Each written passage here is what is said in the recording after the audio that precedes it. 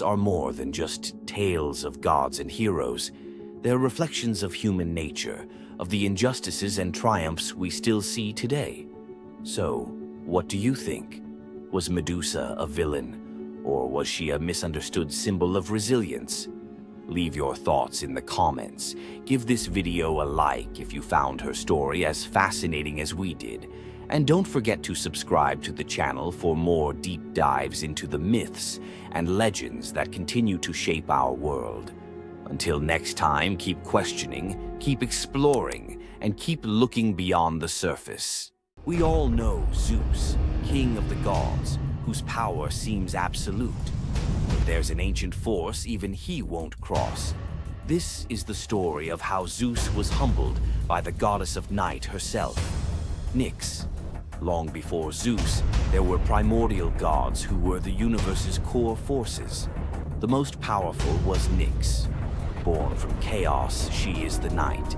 Her domain is the inescapable shadow that falls over the world, and her children are forces like Hypnos, god of sleep, and Thanatos, god of death. Our story starts during the Trojan War. A furious Hera wanted to help the Greeks against Zeus's orders. To do it, she needed Zeus asleep.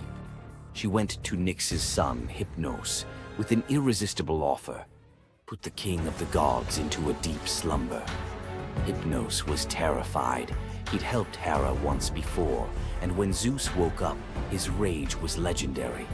He hunted Hypnos, ready to hurl him into the sea. The desperate god of sleep fled to his mother, Nyx.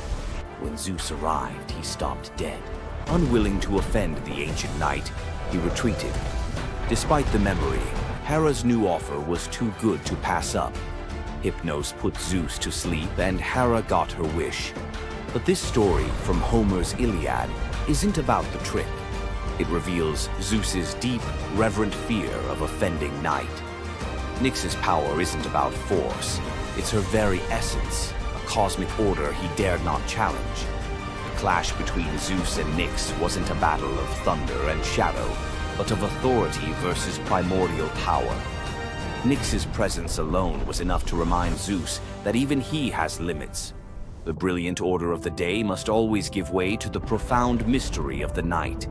If you enjoyed this trip into mythology's shadows, like this video and subscribe for more. Comment below on which primordial deity you want to see next. Centaurs, half man, half horse, heroes or savages? Think you know the full story? Wait until you uncover the darker side of these iconic creatures. Watch till the end to discover what ancient myths don't tell you about the centaurs. In Greek mythology, centaurs were seen as both wild and noble beings. They were often depicted as powerful warriors, famous for their strength and skill in battle. But what if the truth behind them was far more sinister than anyone imagined? While some centaurs, like Chiron, were revered for their wisdom and kindness, many others were violent, uncontrollable creatures. These savage centaurs were known for their drunken brawls and uncontrollable rage. The most infamous event? The Battle of the Lapiths and Centaurs, where they fought against the Lapiths during a wedding feast, leading to a massacre of both men and women. Their brutal behavior was more than just a mythological tale. It symbolized the chaos that could occur when civilization collided with the wild, untamed forces of nature. But why did the Greeks depict centaurs this way? Was it a cautionary tale about the dangers of unchecked power and savagery, or a deeper reflection on humanity's struggle between reason and instinct? The darker truth behind the centaur myth might just hold the key to understanding the wild, primal side of ancient Greek culture. Centaurs are more than just mythical beasts. They represent the conflict within us all. If you're fascinated by the hidden truths of ancient myths, don't forget to subscribe for more dark stories from Greek mythology. Every Monday you log on. Every quarter you hit your targets. Every year you get a new set of KPIs, and every time the boulder rolls right back down the mountain. You feel trapped in a cycle of meaningless repetition. You call it the 9-to-5 grind. The ancient Greeks called it Sisyphus. Sisyphus was not a hero. He was a master manipulator, the most cunning king in all of Greece. He betrayed Zeus to a river god just to get a freshwater spring for his city. But his masterpiece of arrogance? He cheated death itself. When Thanatos, the personification of death, came for him, Sisyphus tricked him, binding him in chains. For days, the world was thrown into chaos. No one could die. Warriors fought endlessly without consequence. The natural order collapsed. The gods finally intervened, freeing Thanatos and dragging Sisyphus to the underworld.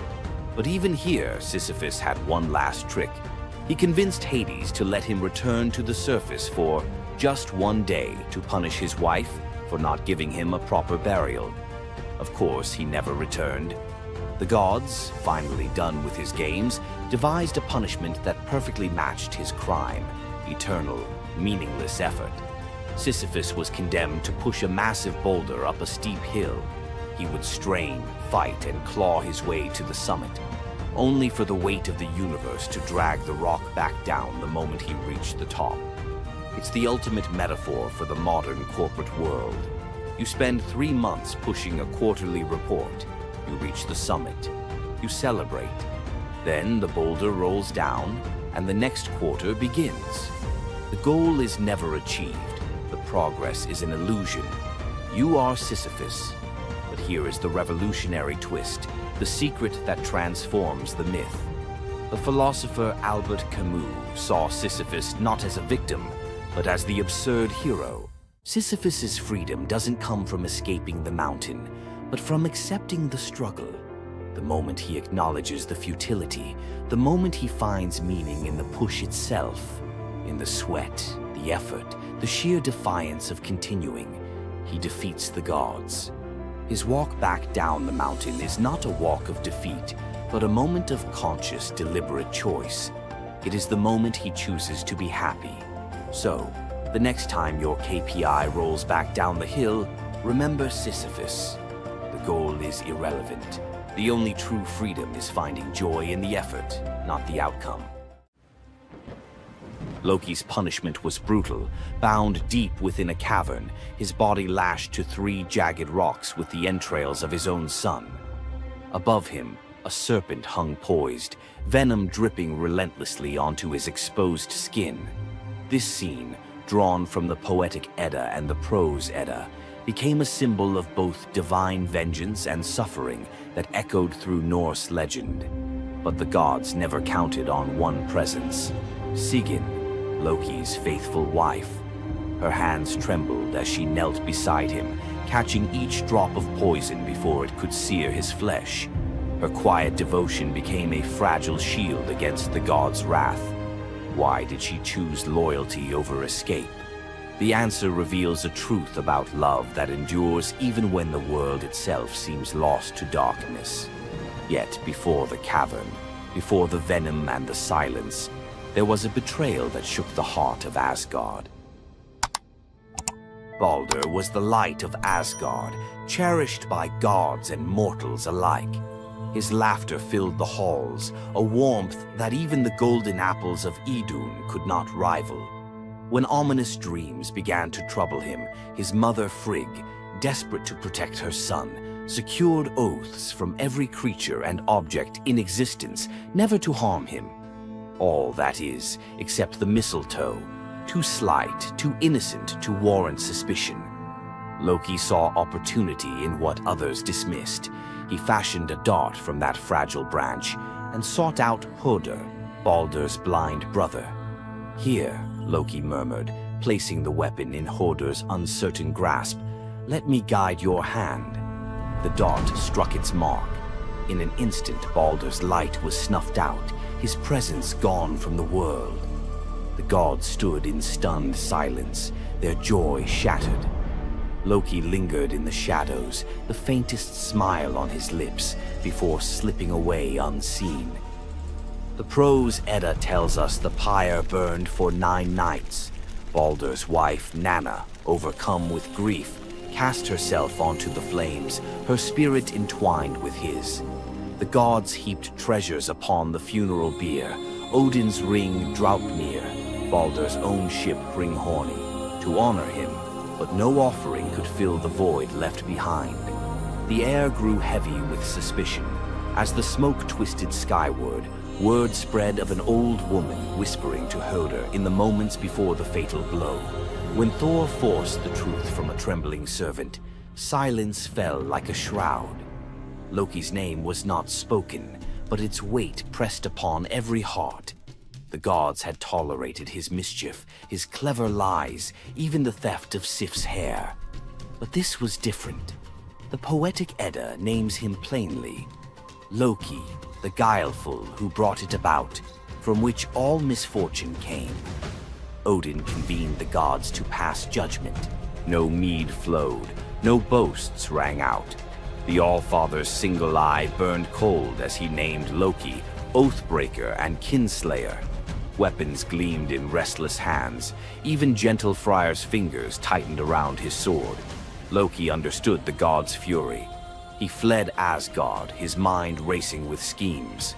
As told in the prose Edda, he built a lodge in the mountains, doors on every side, always watching for his pursuers. Still, he could not outrun their vengeance. Odin's gaze found him, even in hiding. When the gods arrived, Loki tried to slip away, transforming into a salmon to evade capture in the river's swift current. But Thor's grip proved stronger than fate. Dragged back through the gates he once helped raise, Loki passed faces twisted with anger and betrayal. The gods' judgment was swift. The path ahead led not to mercy, but to a place where pain and silence waited in the damp and the dark. They forced Loki into the heart of the earth, a cavern where the air pressed cold and heavy, and every sound echoed off stone walls, slick with damp. Water dripped steadily from above, each drop magnifying the hush that settled over the gods as they set to their grim task. The stench of venom lingered, sharp and persistent, mingling with the iron tang of old blood. Odin's single eye caught the flicker of Skadi's movement. A silent nod passed between them, sealing what would come next. 3 massive boulders, freshly gouged with holes, stood ready. The gods had not brought chains or rope. Instead, they made Loki's punishment a reflection of his own chaos. The prose: Edda tells us they transformed one son, Vali, into a wolf who slew his brother, Nari. With the entrails of Nari turned to iron by the gods' will, they bound Loki fast, wrists, neck, thighs, and ankles locked tight against the unyielding stone. As the Völuspá declares, with the guts of his ice-cold son, the killer is bound. Each knot and twist was deliberate, a reminder that his own blood now held him captive. The weight of the rocks pressed into his flesh, a constant ache that would never fade. Skadi stepped forward, her presence sharp as frost. In her hands, a serpent writhed, its fangs gleaming. She fixed the creature to a stalactite directly above Loki's face. "For Baldur," she said, her voice steady and cold. The serpent's jaws parted, and a bead of venom gathered at its tip. It hung for a moment, then fell.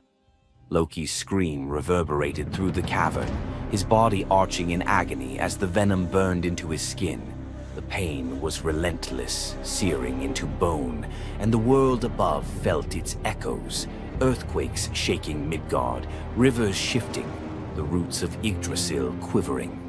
The gods watched in silence, their faces unreadable. Justice, they believed, had been served. As the serpent's venom continued its slow assault, the rhythm of torment became all-consuming. The next drop formed, poised to fall. Then a figure emerged at the edge of the chamber, a woman, silent, a wooden bowl cradled in her hands. Sigin's arms were blistered, her sleeves stained, but her grip was unwavering as she stepped into the circle of pain. The cavern held its breath. Sigyn knelt, her presence a quiet defiance. The venom hissed into the bowl, wood darkening with each drop. The gods turned away, their judgment complete. But the story within the cavern was only beginning. The bowl rested in Sigin's hands, its wooden sides polished by hours of silent endurance.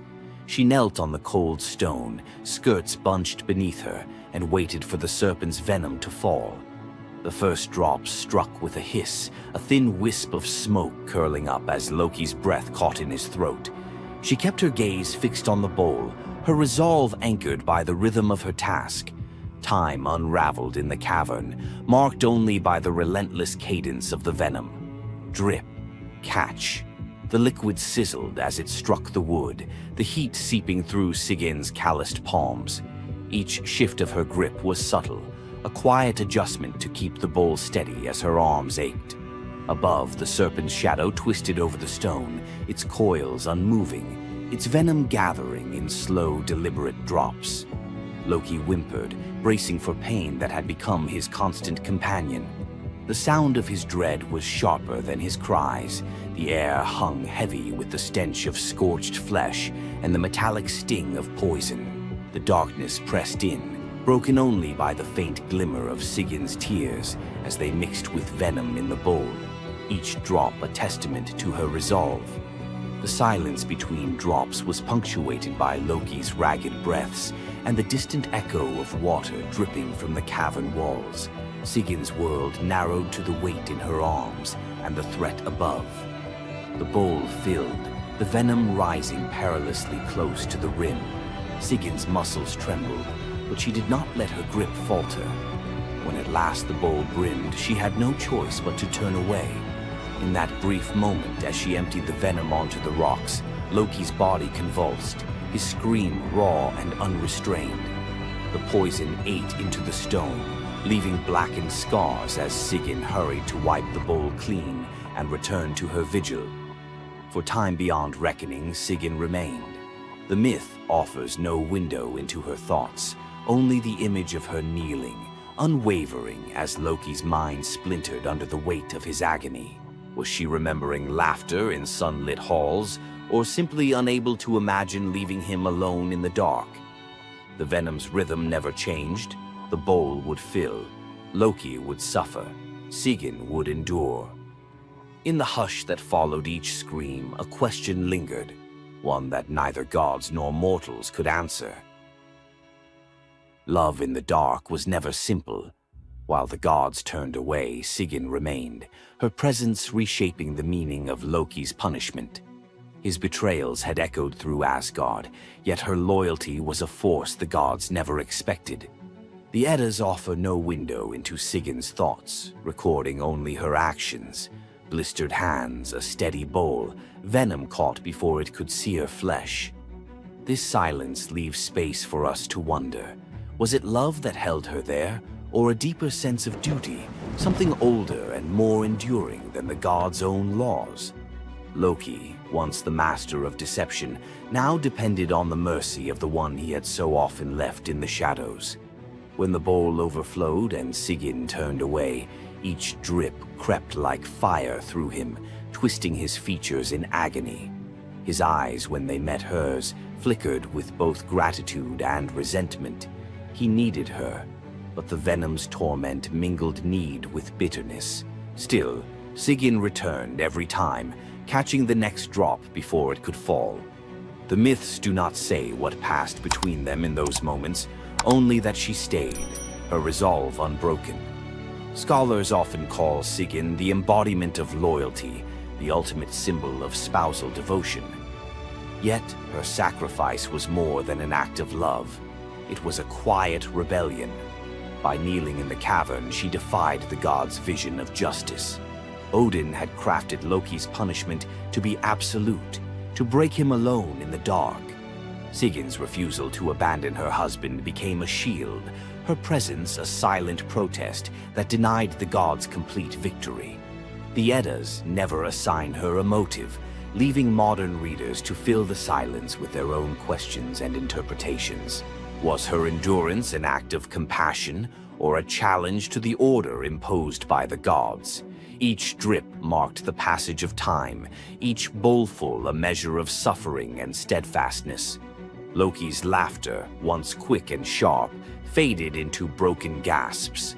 His words, sometimes curses, sometimes pleas, found no purchase. Sigin's hands grew raw and ruined, but she did not falter. The cycle of pain and mercy continued, unbroken. In the end, it was not just Loki who endured the god's punishment. Sigin's vigil transformed it, turning isolation into a shared ordeal. In the darkness, her silent defiance and unwavering love became part of the myth, a testament to the power of presence, even when the world has turned away. Sigin's vigil stands as one of Norse myth's quiet marvels, a steady presence in the shadows, her strength measured not in battle, but in endurance beside the one the gods condemned. As Loki writhed beneath the venom's relentless burn, Sigin's hands never wavered. The Eddas remember her not for words or deeds of glory, but for the silent rhythm of her care.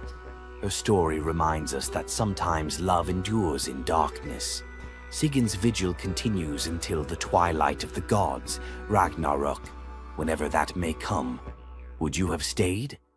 If Sigin's silent strength moved you, let us know in the comments or share your favorite Norse hero below. Thor, the thunder god, woke up to find his greatest nightmare had come true. Mjolnir, his mighty hammer that could level mountains and control lightning itself, was gone. Without it, the thunder god was powerless, vulnerable, and mocked. The weapon that defined his very identity as protector of Asgard had vanished without a trace. But what happened next would humiliate him more than any defeat in battle. To get his hammer back, Thor would have to do something that went against every fiber of his warrior identity. You won't believe the disguise he ends up in. It all began on what should have been an ordinary morning in Asgard. Picture Thor reaching for the leather grip that had been at his side for countless centuries, his fingers closing around nothing but empty air. The spot where Mjolnir should rest felt cold and wrong, like a missing tooth that your tongue keeps finding. Thor's morning routine, as predictable as sunrise over Asgard's golden halls, shattered in that single moment of realization.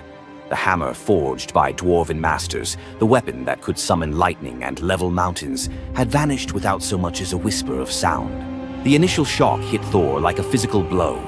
His hand remained suspended in space, still reaching for what wasn't there. Then panic crept in, cold and relentless. He let out a blood-curdling roar of sheer rage, the whole palace trembling.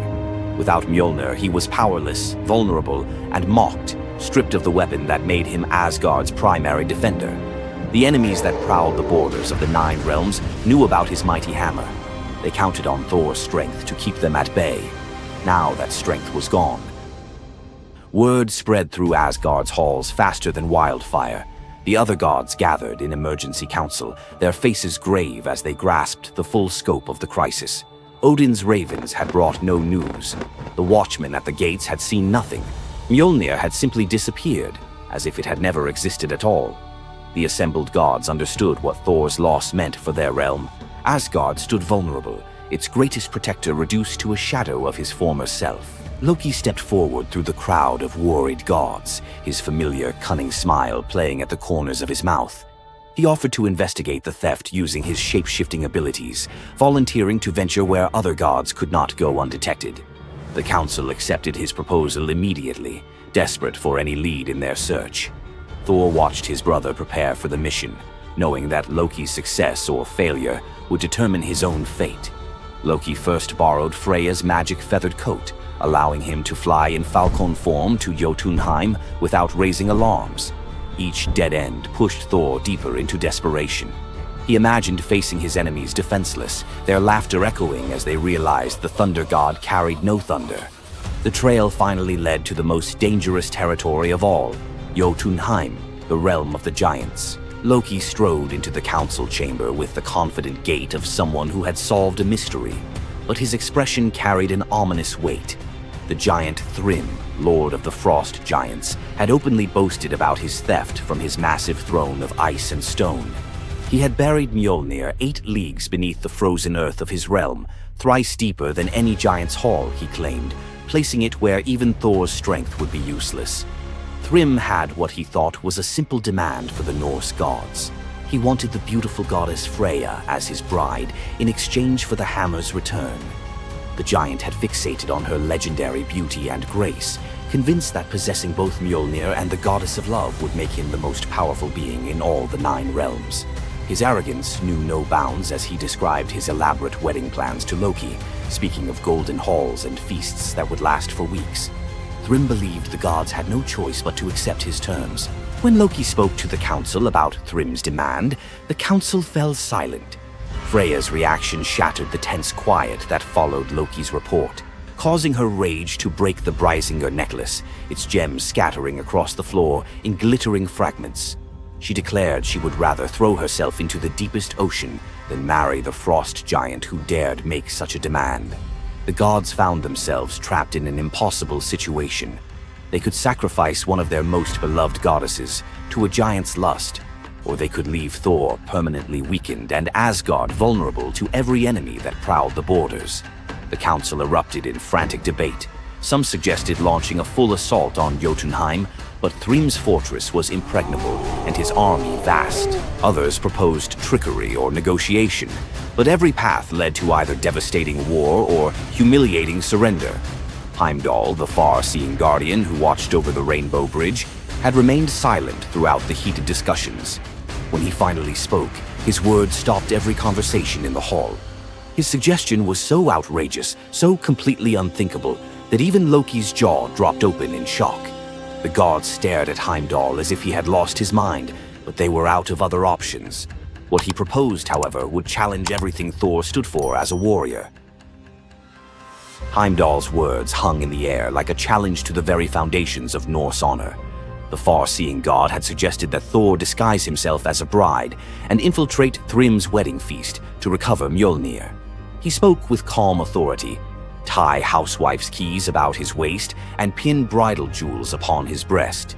The idea was so fundamentally opposed to Norse concepts of masculine honor that Thor's initial response shook the very walls of Asgard. He declared the plan preposterous and swore he would never hear the end of it if word spread that the Thunder God had dressed as a woman. The assembled gods watched in tense silence as their mightiest protector wrestled with a challenge that could not be solved through brute force or lightning strikes. They had already considered launching a full assault on Jotunheim, but Thrym's fortress was impregnable and his army vast. No other choice remained. Thor paced the hall like a caged wolf, his massive fists clenched as he grappled with the impossible choice between his warrior's pride and his duty to protect Asgard. Every instinct in his body rebelled against the idea of abandoning his identity as a fearsome warrior to play the role of a delicate bride. Loki stepped forward with barely contained excitement, volunteering to accompany Thor as his maidservant. The trickster god's eagerness to participate in this elaborate deception revealed his true nature. While Thor struggled with the concept, Loki was already plotting the specifics of costumes, mannerisms, and the lies they would need to maintain throughout their dangerous mission. The transformation began with layers of bridal linen draped over Thor's massive frame. Servants brought forth delicate jewelry, housewife's keys that symbolized domestic authority, and a dainty hood for his head. Finally came the precious necklace of Brysinger. Each item added to the disguise felt like another blow to Thor's warrior identity. When he finally looked at his reflection, the god of thunder saw an unconvincing bride staring back at him. Thor finally accepted the plan because no alternative existed. The unlikely pair prepared to set off for enemy territory, where their deception would face its ultimate test among giants, eager to celebrate their lord's triumph. The great hall of Thrym's fortress buzzed with excitement as giants gathered to witness their lord's marriage to the most beautiful goddess in all the 9 realms. Thor sat at the high table in his bridal disguise, surrounded by massive frost giants who raised their drinking horns in celebration. The feast spread before them displayed the giants' wealth and power. Roasted oxen filled enormous platters, fresh salmon gleamed on silver dishes, and barrels of mead stood ready to fuel the night's festivities. Thor's legendary appetite struck like a thunderbolt. He polished off an ox and ate whole salmon in moments, tearing through the meat as if he hadn't eaten in weeks. 3 measures of mead vanished as quickly as if someone had poured them into a bottomless pit. The assembled giants watched in stunned silence as the delicate bride consumed more food than most warriors could handle. Thrym's eyes narrowed with growing suspicion. This goddess ate like a battle-hardened warrior, returning from a long campaign, not like the refined Freya he expected to marry. Loki stepped forward with the smooth confidence of a master storyteller. He spun a tale about Freya's 8-day fast in eager anticipation of reaching Jotunheim and marrying the mighty Thrym.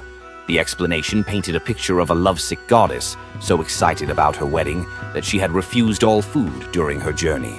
The giants nodded in understanding, their suspicions melting away as they accepted this romantic explanation. Thrym felt honored by such devotion and relaxed completely, his doubts vanishing. Beneath his bridal veil, Thor's rage simmered like molten metal ready to explode. Every moment at the feast brought new challenges as he struggled to maintain feminine mannerisms while surrounded by his enemies. His massive hands shook with barely controlled fury as he watched the giants celebrate what they believed was their victory over Asgard. The critical moment finally arrived. Thrym commanded his servants to bring Mjolnir forth, the very moment Thor had trained his eyes on since dawn. The servants placed the legendary weapon before the disguised bride as part of the traditional ceremony. Thor's fingers closed around Mjolnir's familiar handle, and lightning immediately crackled through the hall. He ripped away his bridal veil and roared his true identity to the shocked giants. Thrym's eyes widened in terror as he realized the bride he had been celebrating was actually the god of thunder himself. Thor swung Mjolnir, killing Thrym instantly after crushing his skull with Mjolnir, then turned on the assembled giants, and even the pleading giantess met Mjolnir's crack before the hall fell silent. The theft that had begun with arrogance ended in complete destruction. This tale reveals how even the mightiest heroes must sometimes sacrifice their pride to protect what matters most. Back in Asgard, the Aesir never spoke of the bearded bride again, though a few still hide a smirk when Thor raises Mjolnir. And we end this story with a very valuable lesson. Never steal Thor's hammer. And if you're going to, don't make him dress like a woman.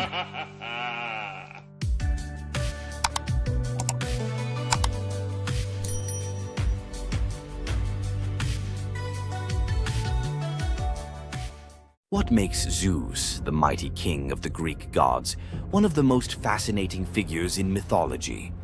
Is it his unparalleled power over the skies, his cunning strategies, or the sheer drama of his endless affairs? While his tales are legendary, there's one story that stands out: the epic battle that earned Zeus his throne, the Titanomachy. This isn't just a story of a god's rise to power, it's a tale of rebellion, alliances, betrayal, and the ultimate struggle between 2 generations of divine beings. Stay with us as we dive into the myth of the Titanomachy, Zeus's role in overthrowing the Titans, and the secrets that shaped his reign. Before Zeus became the king of the gods, his father, Cronus, ruled the cosmos. Cronus was the youngest of the Titans, a race of primordial deities born of Uranus, the sky, and Gaia, the earth. The Titans were immensely powerful, but also deeply flawed. Cronus had gained power by overthrowing his own father, Uranus, in a brutal act of betrayal. But just as Cronus had betrayed his father, a prophecy loomed over him, warning that one of his own children would overthrow him. To prevent this, Cronus took a horrifying precaution. He swallowed each of his children as they were born, imprisoning them in his stomach for eternity. But Gaia, the ever-watchful mother of the gods, wasn't about to let this happen again. When Rhea, Cronus's wife, gave birth to Zeus, Gaia devised a plan. Rhea tricked Cronus by handing him a stone wrapped in swaddling clothes, which he swallowed, believing it was his newborn son. Meanwhile, Zeus was spirited away to a hidden cave on the island of Crete, where he was raised in secret. Zeus grew up under the care of nymphs and a goat named Amalthea, who nourished him with her milk. As he matured, Zeus learned of his father's tyranny and vowed to free his siblings and challenge Cronus's rule. Zeus couldn't take on Cronus and the Titans alone, He needed allies. His first move was to rescue his siblings trapped inside Cronus. With the help of the goddess Metis, Zeus tricked Cronus into drinking a potion that caused him to vomit up his children, Hestia, Demeter, Hera, Hades, and Poseidon, fully grown and ready for battle. Now united, the 6 Olympian siblings declared war on Cronus and the Titans. But the Titans were powerful, and the war, known as the Titanomachy, would rage for 10 years with no clear victor. Realizing they needed an advantage, Zeus turned to the most unlikely of allies, the Hecatonchires and the Cyclopes. These were monstrous children of Gaia and Uranus, imprisoned in Tartarus by Cronus out of fear of their immense power. The Hecatonchires had 100 hands and unparalleled strength, while the Cyclopes were master craftsmen. Zeus descended into Tartarus, defeated its terrifying guardians, and freed these imprisoned beings. In gratitude, the Cyclopes forged weapons for Zeus and his brothers. Zeus received the thunderbolt, Poseidon the trident, and Hades a helmet of invisibility. With these tools and the raw power of the Hecatonchires, the Olympians finally had the upper hand. The final clash of the Titanomachy was a cosmic spectacle. The Titans, led by Cronus, unleashed their full fury, shaking the very foundations of the universe. Mountains crumbled, seas boiled, and the skies erupted in chaos. But Zeus and his allies were relentless. Zeus hurled his thunderbolts with unerring precision, scorching the battlefield and scattering the Titans' ranks. Poseidon unleashed massive earthquakes, and Hades used his helmet of invisibility to sow confusion among their enemies. The Hecatonchires proved invaluable, hurling massive boulders with their 100 hands, overwhelming the Titans. One by one, the Titans fell, their immense power no match for the combined might of the Olympians and their allies. Cronus was the last to fall. Zeus struck him down with a thunderbolt so powerful that it split the skies. With Cronus's defeat, the Titanomachy was over. With the Titans defeated, Zeus and his siblings faced a choice: what to do with their vanquished foes. In a move both strategic and ruthless, Zeus imprisoned the Titans in Tartarus, deep within the underworld, where they would remain for eternity under the watchful eye of the Hecatonchires. Zeus then divided the cosmos with his brothers. He claimed the skies as his domain, Poseidon took the seas, and Hades ruled the underworld. Together, they established the rule of the Olympians, with Zeus as their undisputed king. But the Titanomachy left scars. Gaia, enraged by the imprisonment of her Titan children, gave birth to new monstrous beings to challenge Zeus's reign. Among them was Typhon, a creature so fearsome that even the gods trembled before him. Typhon's battle with Zeus is another story for another day, but it serves as a reminder that power in the ancient world was never secure. Zeus's rise below. You thought fairy tales were magical. Think again. The real origins of these classic tales are disturbing, gruesome, and filled with horror. Many of these stories have been sanitized for modern audiences, but their original versions were filled with betrayal, curses, and brutal consequences.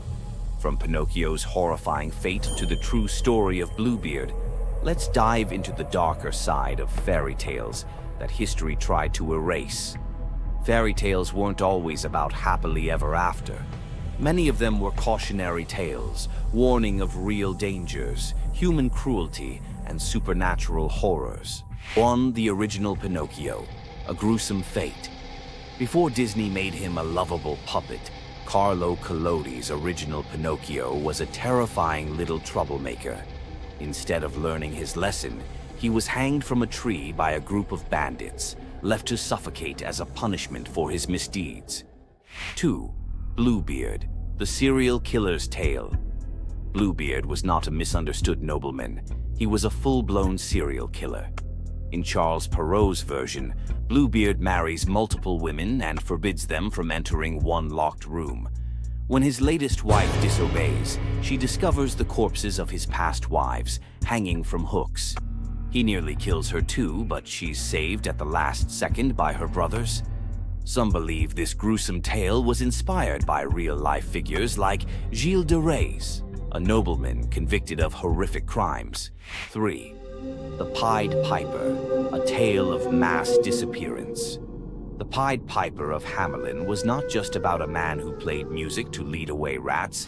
He also took the children. In some versions, the town refuses to pay him for his services, so he takes revenge by luring all of their children into a cave, where they are never seen again. Historians believe this could be based on a real event, where an entire group of children from Hamelin mysteriously vanished in the Middle Ages. 4. Rumpelstiltskin, a vengeful trickster.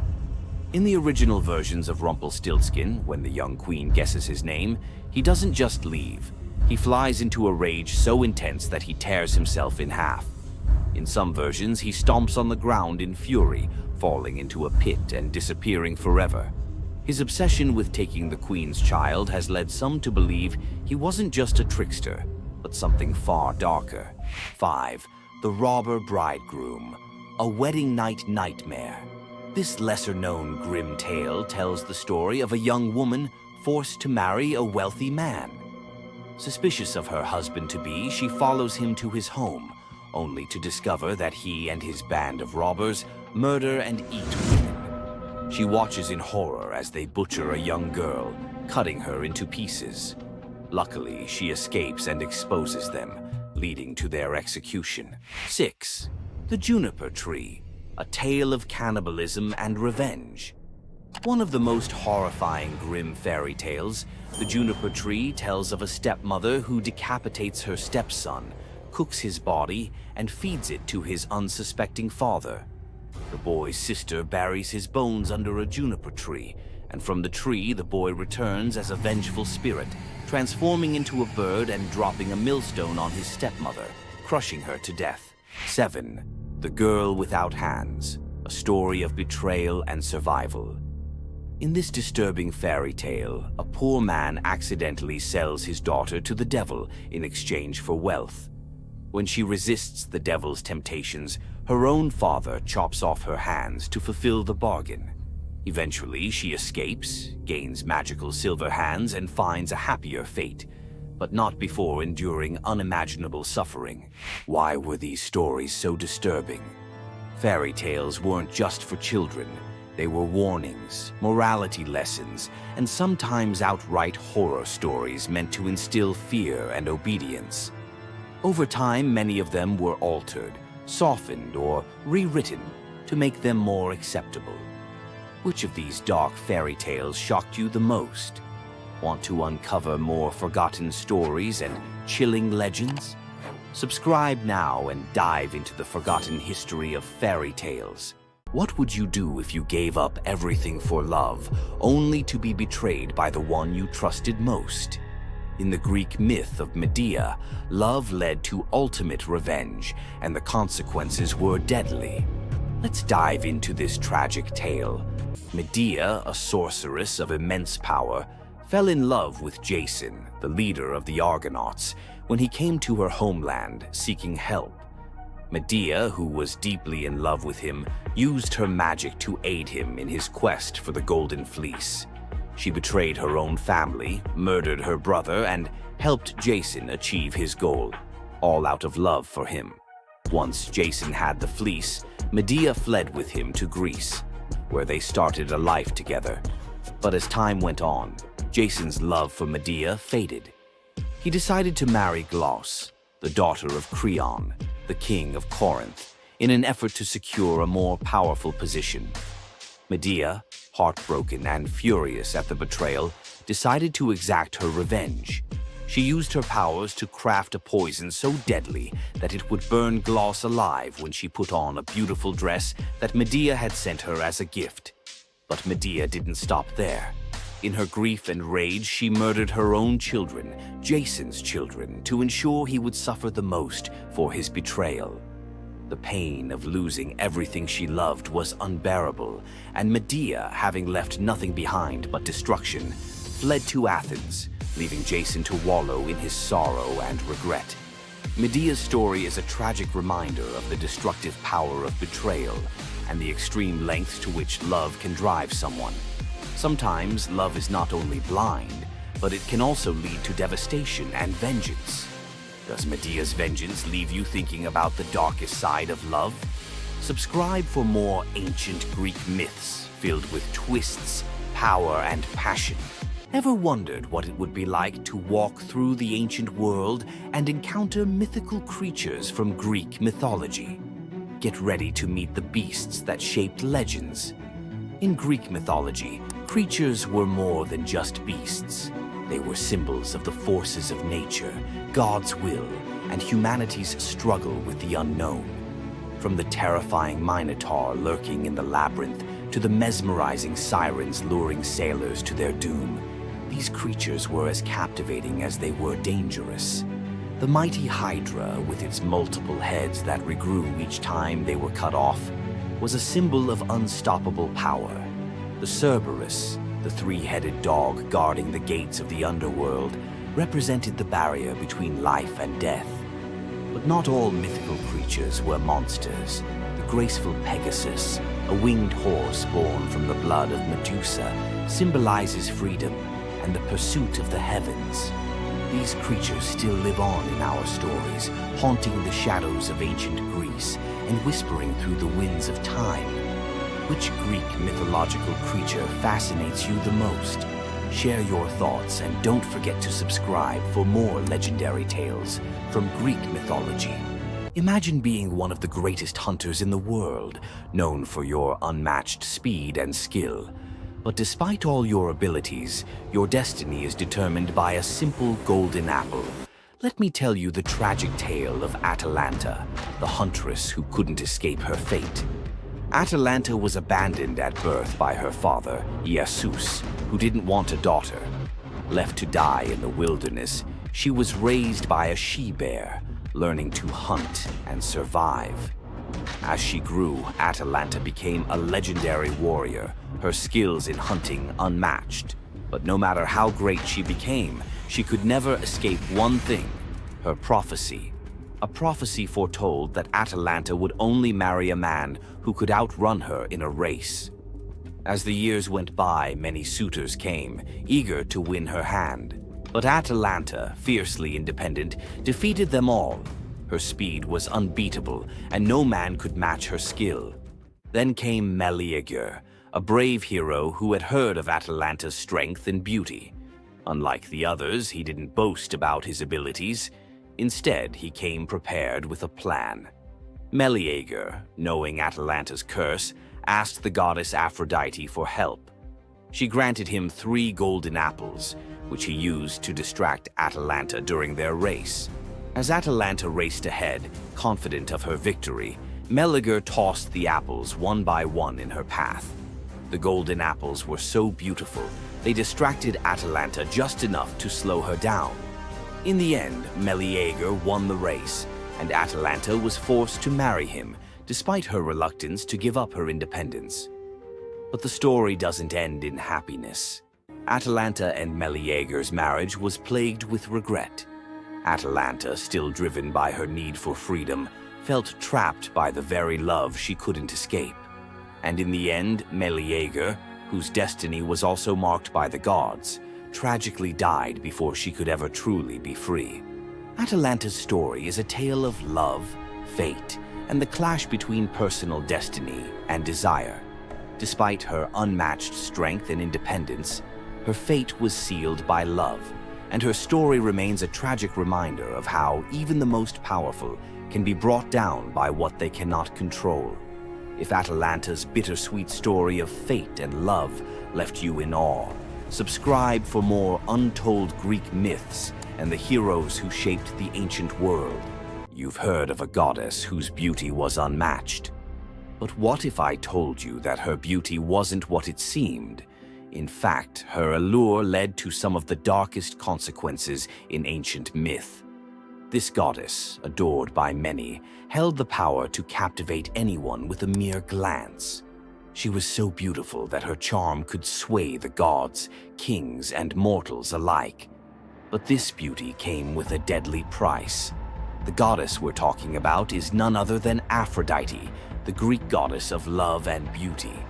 While she is often depicted as the epitome of grace, sensuality, and allure, her beauty was more of a curse than a gift. Aphrodite's powers extended beyond just physical beauty. Her charm was irresistible, but it came at a cost. Her very presence could bring turmoil. Many heroes and kings fell victim to their obsession with her. Take Paris, for instance.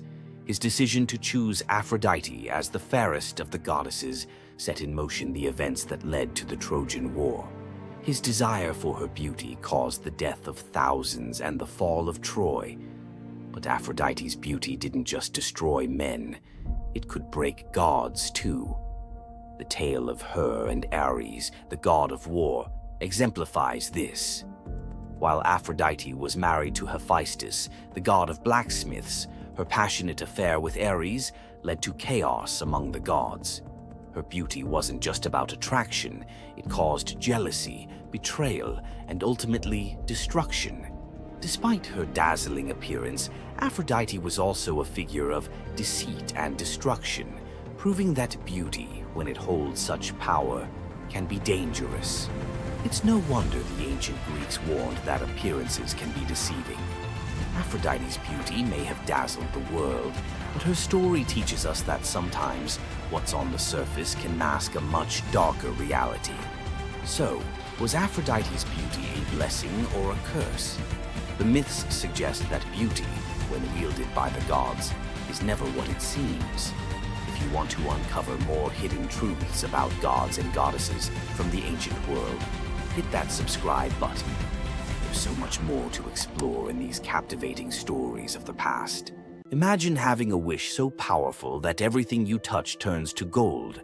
Sounds like a dream, right? But for King Midas, this dream turned into a nightmare. Let's dive into his tragic story. Once upon a time, King Midas ruled over a prosperous kingdom known for his wealth and opulence.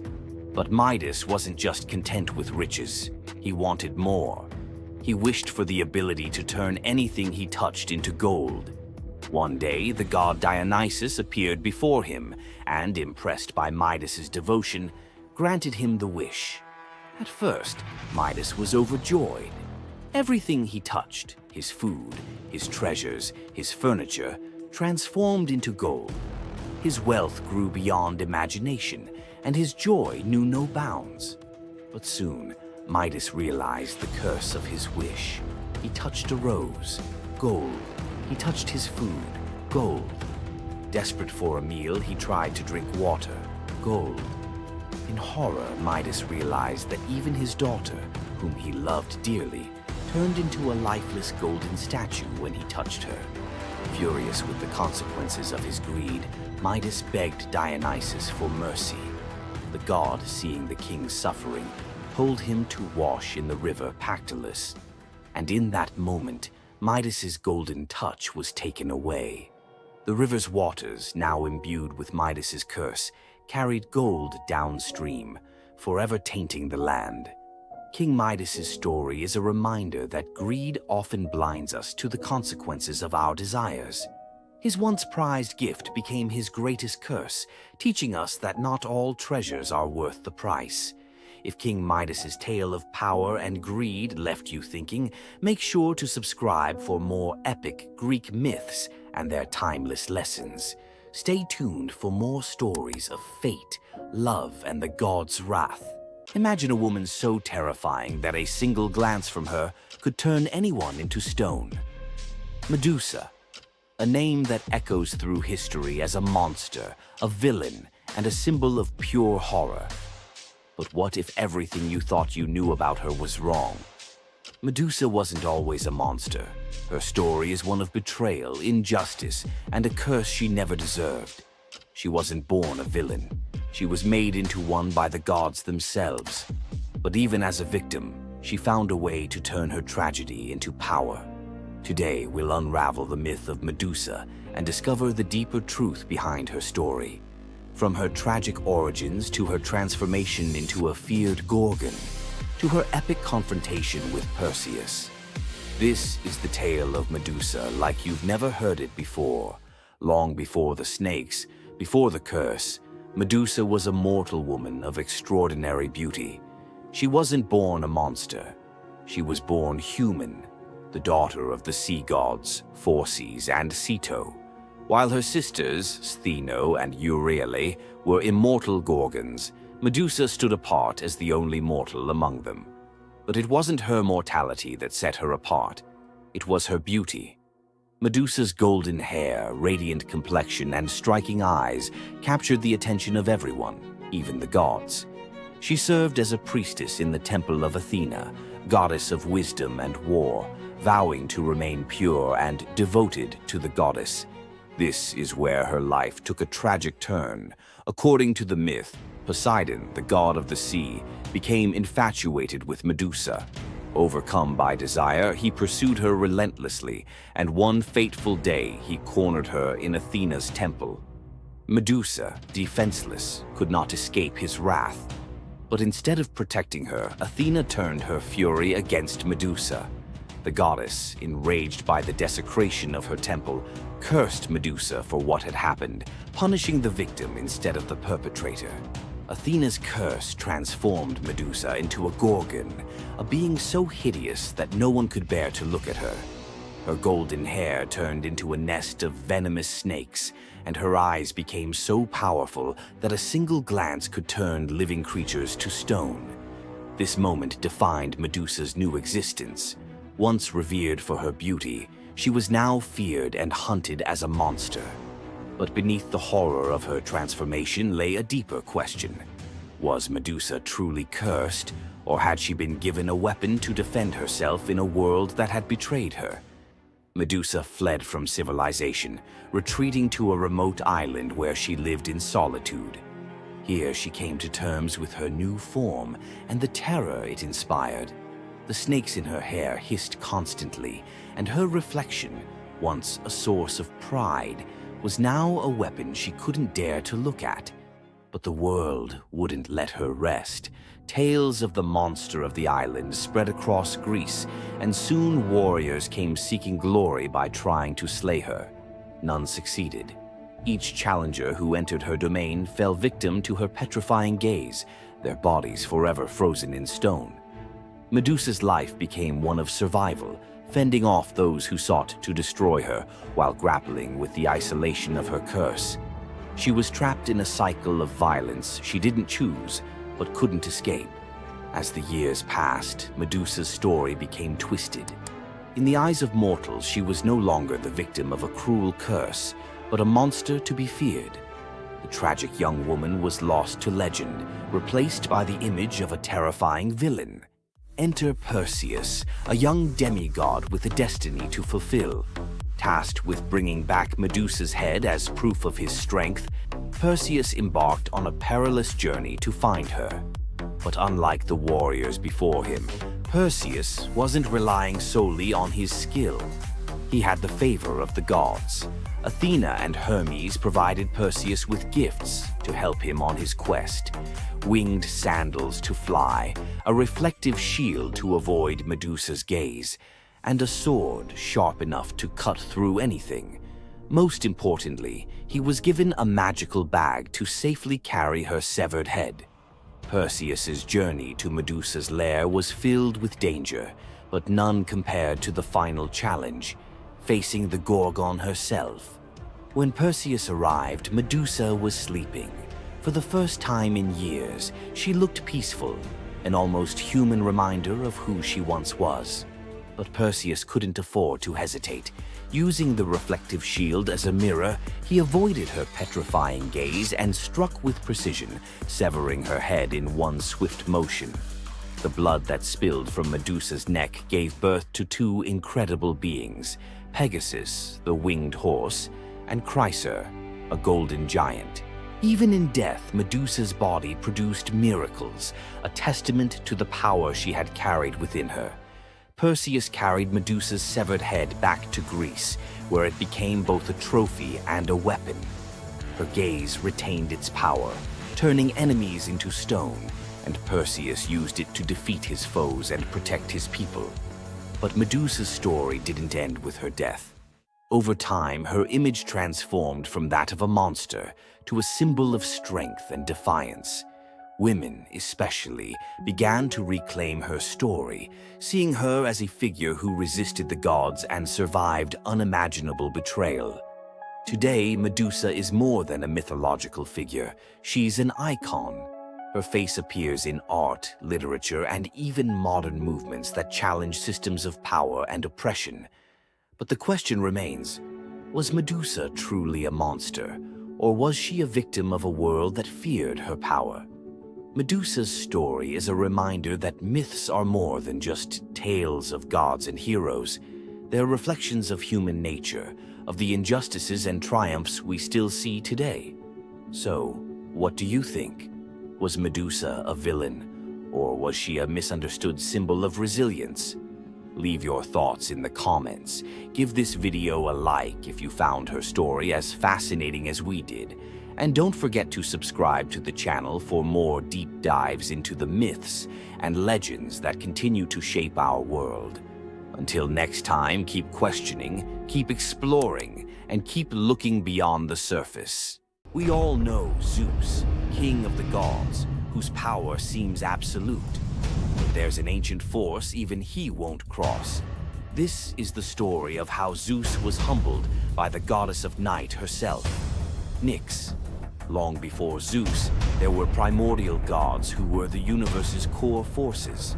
The most powerful was Nyx. Born from chaos, she is the night. Her domain is the inescapable shadow that falls over the world, and her children are forces like Hypnos, god of sleep, and Thanatos, god of death. Our story starts during the Trojan War. A furious Hera wanted to help the Greeks against Zeus's orders. To do it, she needed Zeus asleep. She went to Nyx's son, Hypnos, with an irresistible offer: put the king of the gods into a deep slumber. Hypnos was terrified. He'd helped Hera once before, and when Zeus woke up, his rage was legendary. He hunted Hypnos, ready to hurl him into the sea.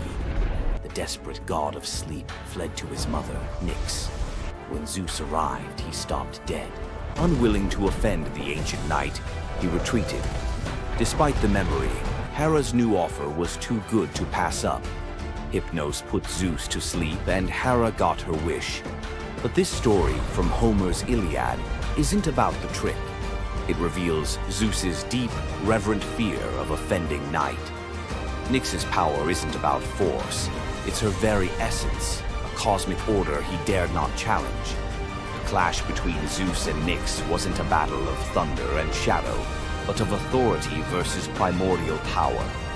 Nyx's presence alone was enough to remind Zeus that even he has limits. The brilliant order of the day must always give way to the profound mystery of the night.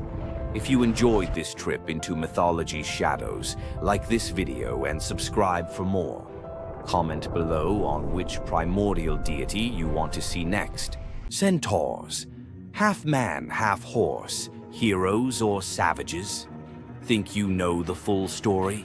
Wait until you uncover the darker side of these iconic creatures. Watch till the end to discover what ancient myths don't tell you about the centaurs. In Greek mythology, centaurs were seen as both wild and noble beings. They were often depicted as powerful warriors, famous for their strength and skill in battle. But what if the truth behind them was far more sinister than anyone imagined? While some centaurs, like Chiron, were revered for their wisdom and kindness, many others were violent, uncontrollable creatures. These savage centaurs were known for their drunken brawls and uncontrollable rage. The most infamous event? The Battle of the Lapiths and Centaurs, where they fought against the Lapiths during a wedding feast, leading to a massacre of both men and women. Their brutal behavior was more than just a mythological tale. It symbolized the chaos that could occur when civilization collided with the wild, untamed forces of nature. But why did the Greeks depict centaurs this way? Was it a cautionary tale about the dangers of unchecked power and savagery, or a deeper reflection on humanity's struggle between reason and instinct? The darker truth behind the centaur myth might just hold the key to understanding the wild, primal side of ancient Greek culture. Centaurs are more than just mythical beasts. They represent the conflict within us all. If you're fascinated by the hidden truths of ancient myths, don't forget to subscribe for more dark stories from Greek mythology. Every Monday you log on. Every quarter you hit your targets. Every year you get a new set of KPIs, and every time the boulder rolls right back down the mountain. You feel trapped in a cycle of meaningless repetition.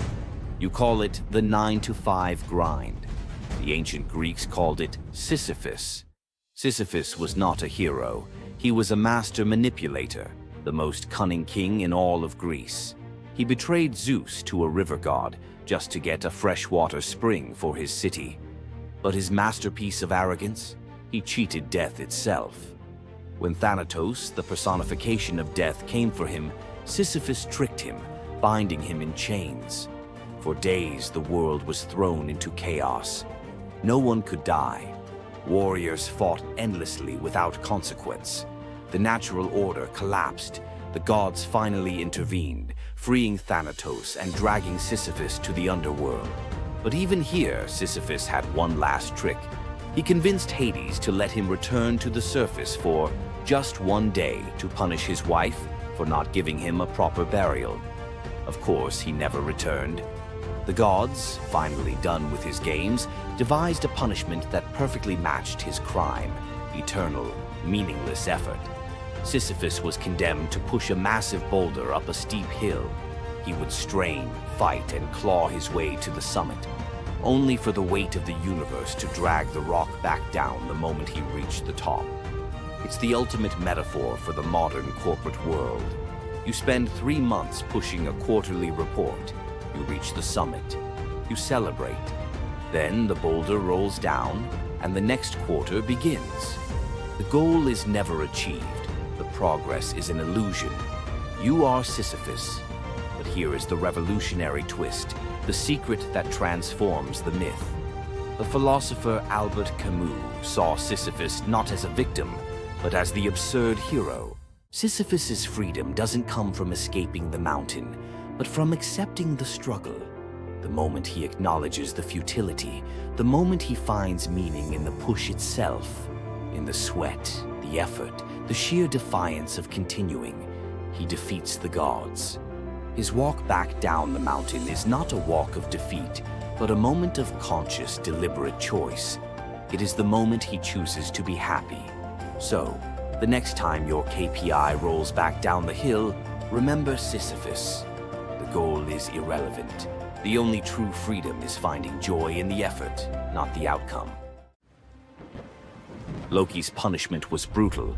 Bound deep within a cavern, his body lashed to 3 jagged rocks with the entrails of his own son. Above him, a serpent hung poised, venom dripping relentlessly onto his exposed skin. This scene, drawn from the poetic Edda and the prose Edda, became a symbol of both divine vengeance and suffering that echoed through Norse legend. But the gods never counted on one presence: Sigyn, Loki's faithful wife. Her hands trembled as she knelt beside him, catching each drop of poison before it could sear his flesh. Her quiet devotion became a fragile shield against the god's wrath. Why did she choose loyalty over escape? The answer reveals a truth about love that endures even when the world itself seems lost to darkness. Yet before the cavern, before the venom and the silence, there was a betrayal that shook the heart of Asgard. Baldur was the light of Asgard, cherished by gods and mortals alike. His laughter filled the halls, a warmth that even the golden apples of Idun could not rival. When ominous dreams began to trouble him, his mother Frigg, desperate to protect her son, secured oaths from every creature and object in existence never to harm him. All, that is, except the mistletoe, too slight, too innocent to warrant suspicion. Loki saw opportunity in what others dismissed. He fashioned a dart from that fragile branch and sought out Hoder, Baldur's blind brother. "Here," Loki murmured, placing the weapon in Hoder's uncertain grasp, "let me guide your hand." The dart struck its mark. In an instant, Baldur's light was snuffed out, his presence gone from the world. The gods stood in stunned silence, their joy shattered. Loki lingered in the shadows, the faintest smile on his lips, before slipping away unseen. The prose Edda tells us the pyre burned for 9 nights. Baldur's wife, Nanna, overcome with grief, cast herself onto the flames, her spirit entwined with his. The gods heaped treasures upon the funeral bier, Odin's ring Draupnir, Baldur's own ship Hringhorni, to honor him, but no offering could fill the void left behind. The air grew heavy with suspicion. As the smoke twisted skyward, word spread of an old woman whispering to Hoder in the moments before the fatal blow. When Thor forced the truth from a trembling servant, silence fell like a shroud. Loki's name was not spoken, but its weight pressed upon every heart. The gods had tolerated his mischief, his clever lies, even the theft of Sif's hair. But this was different.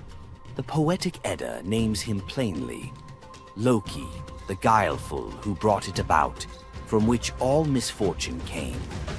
Odin convened the gods to pass judgment. No mead flowed, no boasts rang out. The All-Father's single eye burned cold as he named Loki Oathbreaker and Kinslayer. Weapons gleamed in restless hands. Even gentle Friar's fingers tightened around his sword.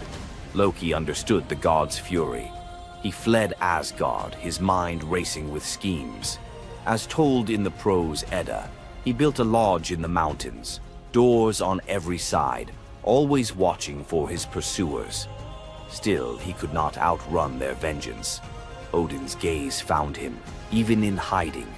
When the gods arrived, Loki tried to slip away, transforming into a salmon to evade capture in the river's swift current. But Thor's grip proved stronger than fate. Dragged back through the gates he once helped raise, Loki passed faces twisted with anger and betrayal. The gods' judgment was swift,